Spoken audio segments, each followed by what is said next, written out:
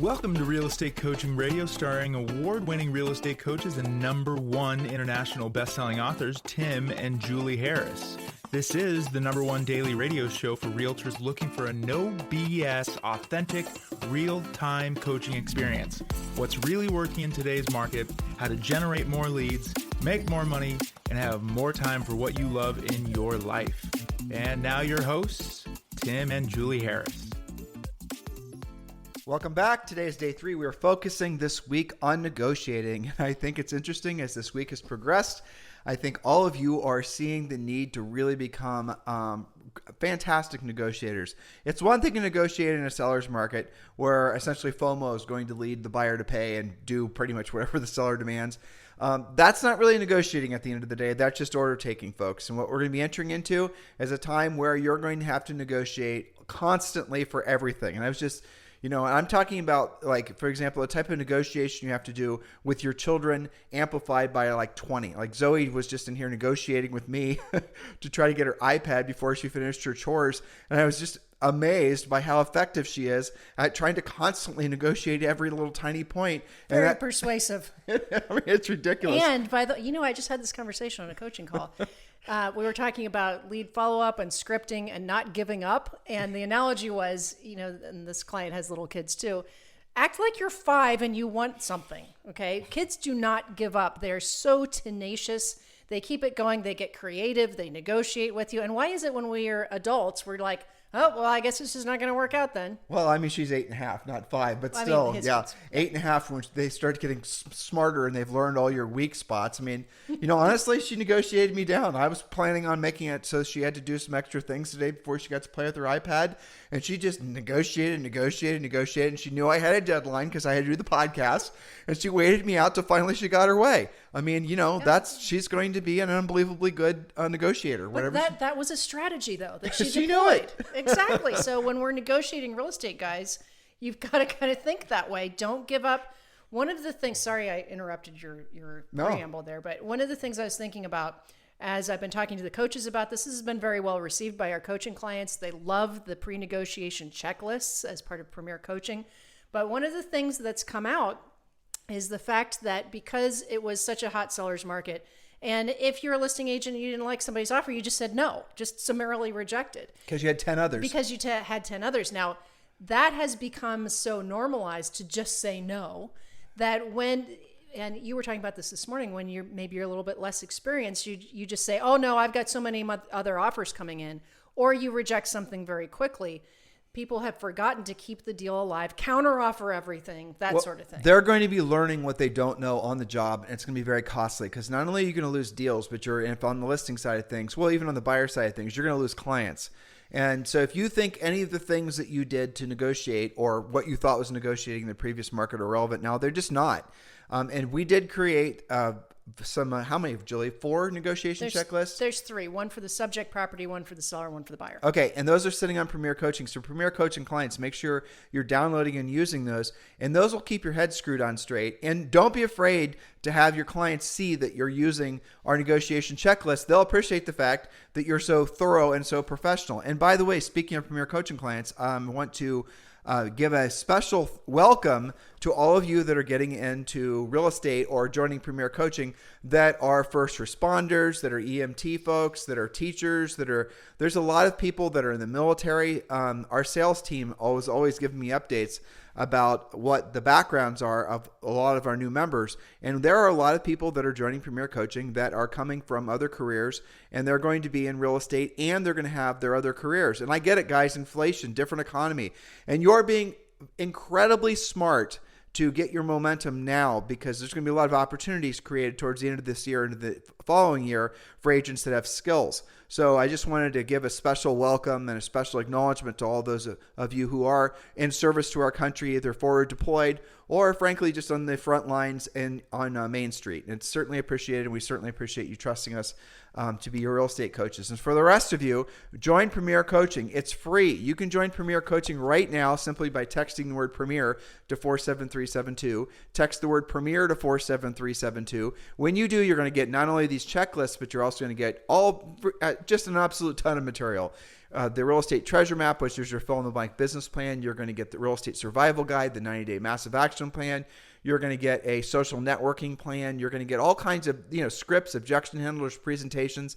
And you do get, and this is something I've had some people ask me about, whether like these are recorded. No, they're live. You get a daily semi-private coaching call with one of our Harris certified coaches. That is all included 100% for free. Join Premier now. Just text the word Premier to 47372. Or if you'd like, you can just go to members.timandjulieharris.com, members.timandjulieharris.com. So Julie, today is part 3. That's right. And it is all about the buyers. We're talking about negotiation questions prior to getting in contract, hopefully. So what do you know about the buyer's priorities? Again, it's important to use these strategies whether you're representing the buyer or the seller. Negotiating is the give and take, ending in the agreeable resolution known as a contract. The more you know, the smoother your negotiation will be with less stress to you and your clients. Remember, knowledge equals confidence, ignorance equals fear. So get the knowledge before you try to negotiate. And there's 5 pretty quick points we'll go through here. Point number 1, how interested is the buyer in this home? On a scale of 1 to 10, 10 meaning they've got to have it no matter what, and 1 meaning they wouldn't care if somebody else bought it this evening. How do they rate their interest level? And it's okay to ask them that. Now, it's important that when you're working with buyers, we do give you specific scripts to work with buyers from the very first time you meet with them. One of the scripts is called the floor model script. Again, Premier Coaching members especially ask Coach Rochelle about these because she's an expert specifically on the buyer side of stuff. When Julie and I sold real estate, years ago, decades ago now, she actually ran our buyer agent staff. And so there's a couple very specific scripts that get at the root of the buyer's motivation.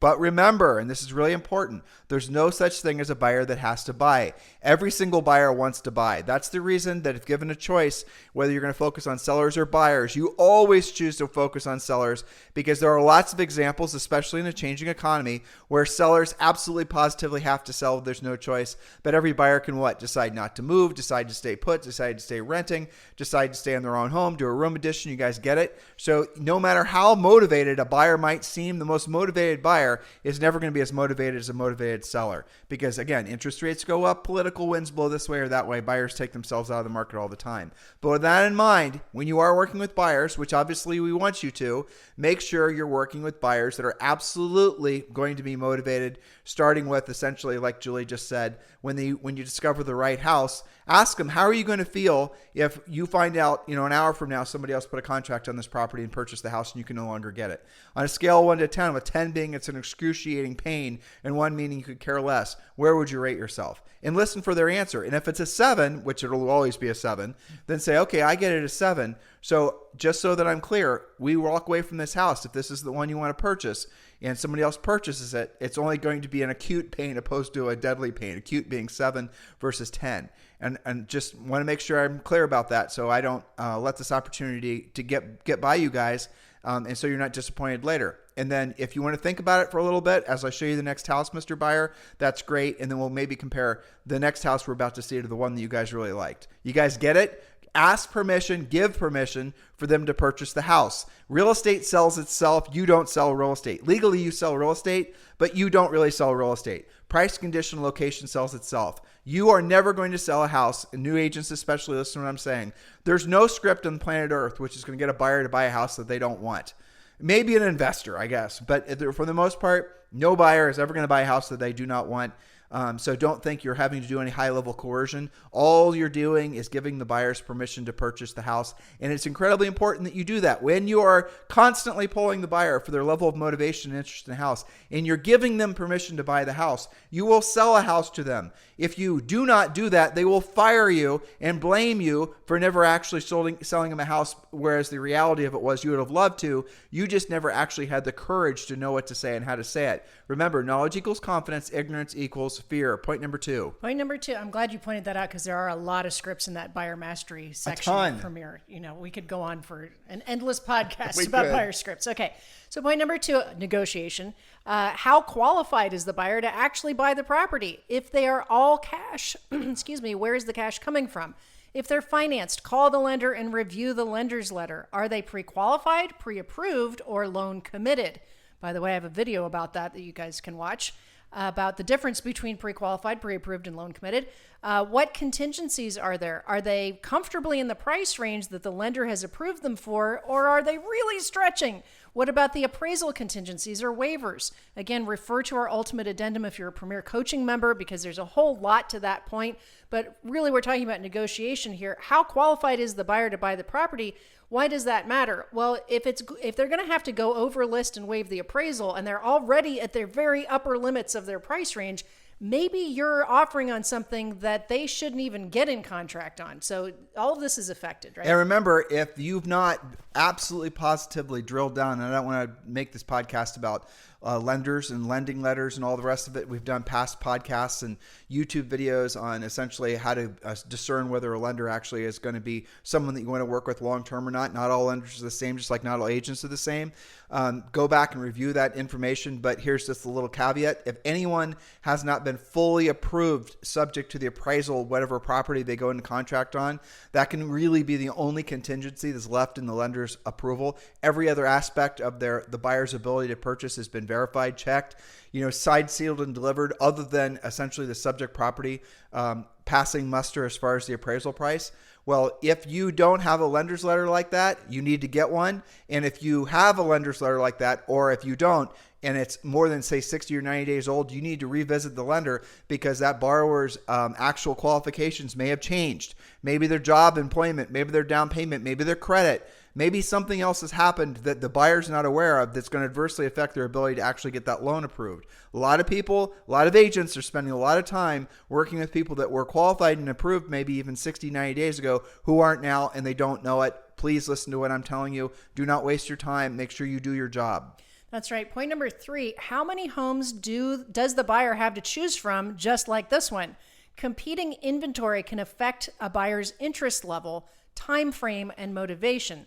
Know what's out there as an alternative to the subject property. That's important from the buyer side as well as from the listing side, especially those of you listing agents who think that you're going to push them around and say, nope, you're going to have to come up to our price. Well, if that buyer has 5 other houses in mind to go see this afternoon, maybe you're not going to be as pushy with them. Does that make sense? Yeah, it goes to your first question too. Now, remember, we're gearing all these towards you working with the seller, and you can notice that all the Julie's questions are kind of slanted in that direction. But the reality of it is if you're working with a seller and you as a listing agent, and you get an offer on a property and you think you're going to just fall back on your no full price, no inspections, no appraisals, you will not get that deal together because you did not take the time to realize that now you're competing against 10 other houses and there's 3 more coming for sale tomorrow.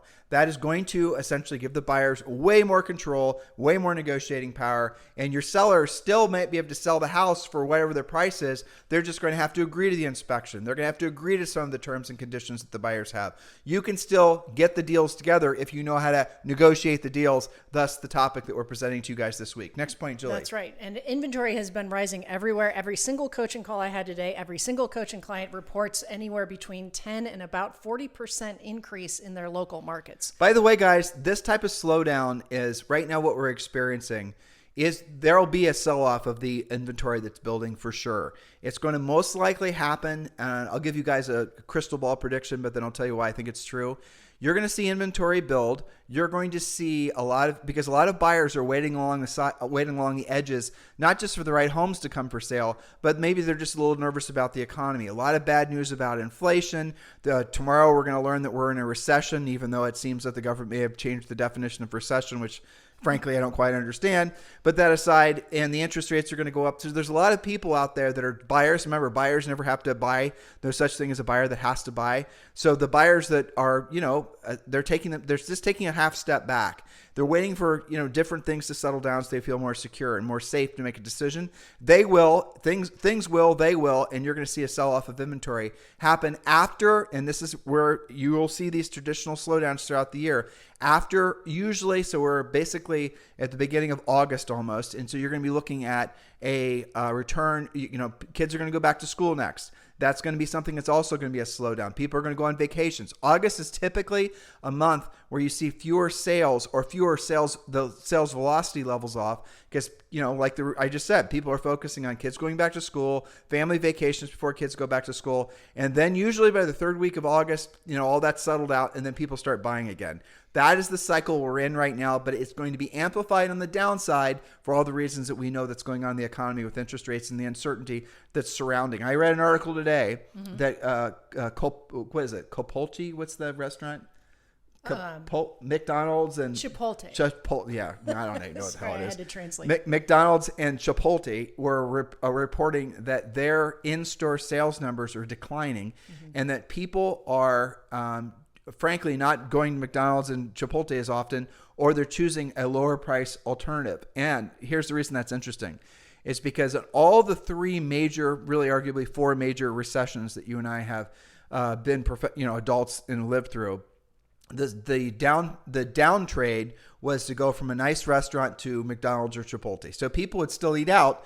They just wouldn't eat out at the fancy restaurant, that was maybe cost them, $30 or $40, whatever. Right. They're going to go to, fast food and they're going to spend $20. Well, now what's happening and Starbucks is going to report today. The restaurants where people were normally essentially trading down to are now seeing a drop in their sales, and they're seeing in their forward guidance, stock market stuff, are predicting even lower sales. So that tells me that people aren't not just being very cautious about their money. They're not spending money on the things that, essentially what they had normalized. And who doesn't, there's a lot of people that go to Chipotle every day for lunch. Well, not as many of them are going. Maybe they're going 2 days opposed to 5 days. Well, next thing they're going to start not going at all. And that's the nature of these types of cycles. Because when people feel fear, what happens is they have a tendency to emotionally over prepare. And a lot of people are now feeling pressures, and we're just starting on the onslaught of sort of the negative momentum. And here's the reason this is good for you. I know this sounds crazy. It's because if you have knowledge and you then start to feel confident while everybody else is not knowing what direction to take, you will know, because you'll know how to solve other people's problems. You're going to know what's going on in the market because you've been paying attention to this podcast. You're going to have this almost ethereal aura about you. There's some woo-woo for all of our friends in California, wink, wink, that people don't quite understand, because while everyone else is feeling fear, you're confident. While everyone else is feeling fear, you don't have fear because you know you're in the market to help people solve problems and you're going to make a lot of money.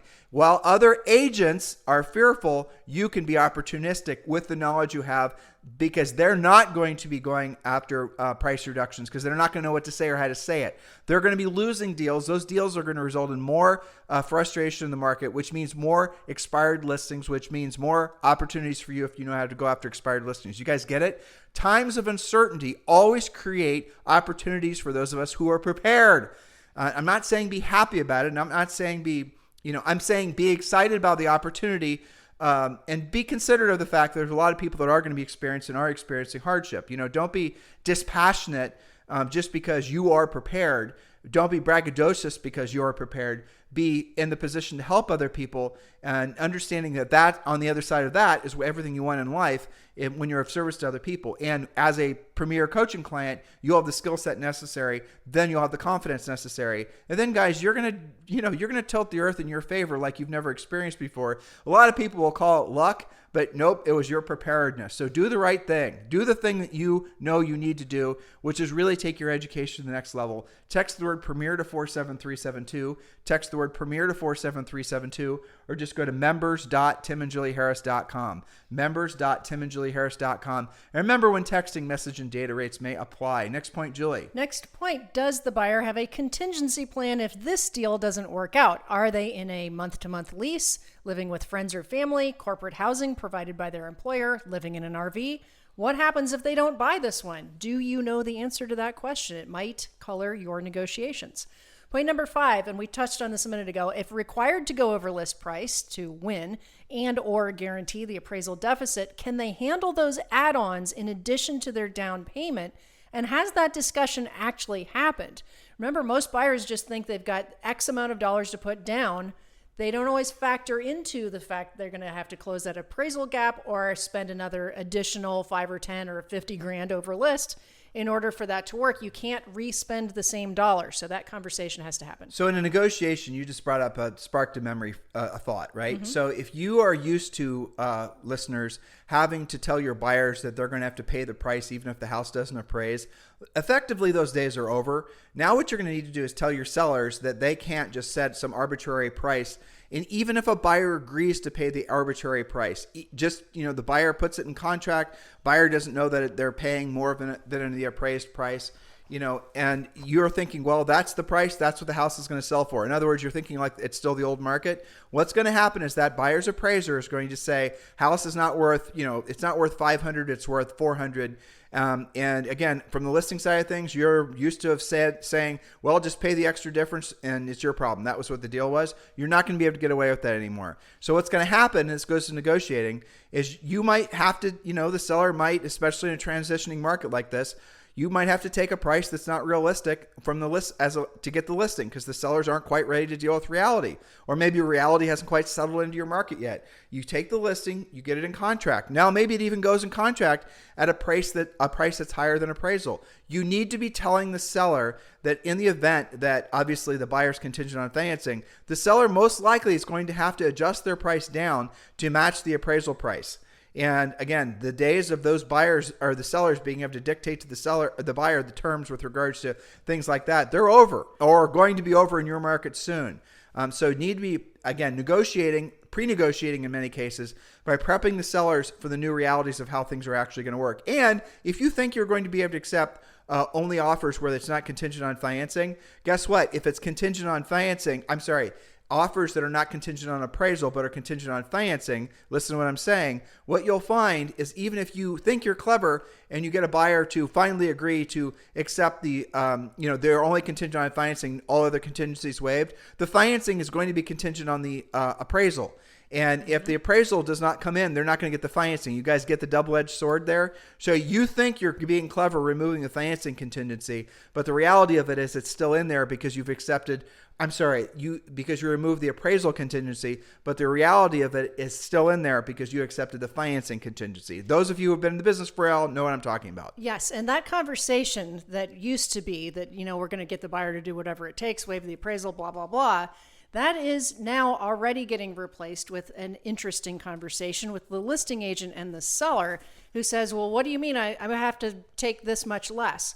Well, consider this. Let's say that you're a seller in Boise, Idaho that has appreciated/inflated 71% in the past 2 years.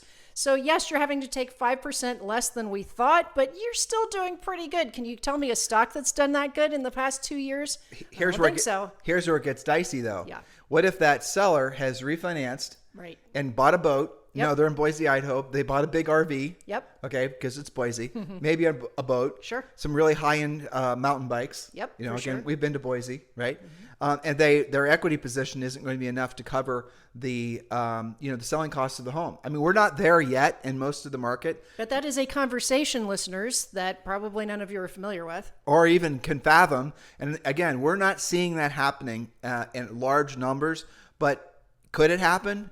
Absolutely. I just told you the truth that, all these restaurants are now, again, not fancy high-end restaurants, McDonald's for gosh sakes, they're reporting lower sales. That tells you 100% that people are cutting back.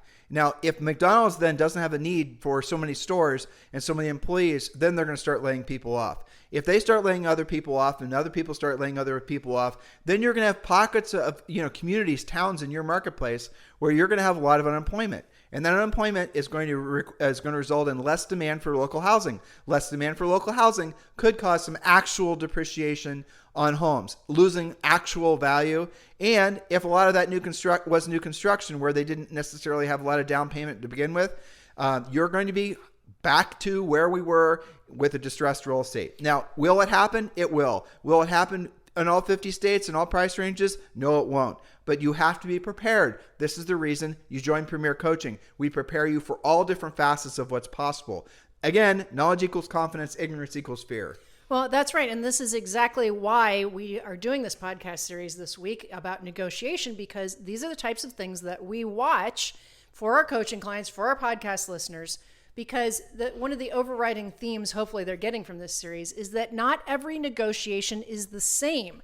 You're going to come across sellers that did refinance all of their equity away. That's a different conversation. So pay attention.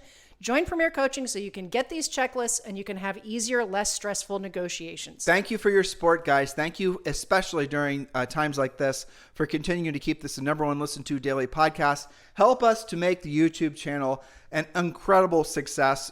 It's over, if you're listening to us on the podcast on iTunes and Stitcher and whatnot, Spotify, obviously continue to listen to us. We really appreciate it. But maybe also check us out over on YouTube. It's, again, just search by Tim and Julie Harris. You'll easily find it. We have an ancient, URL, an ancient YouTube channel, but you'll find it. We're putting up new videos with lots of really embarrassing thumbnail pictures of Julie and I. Some of you who've known us for a long time will find them especially amusing because we really do a great job of making ourselves look foolish in those pictures. Would you agree? Totally. But in the meantime, you guys have a fantastic day. We'll talk to you on the show tomorrow. This podcast is a part of the C-Suite Radio Network. For more top business podcasts, visit c-suiteradio.com.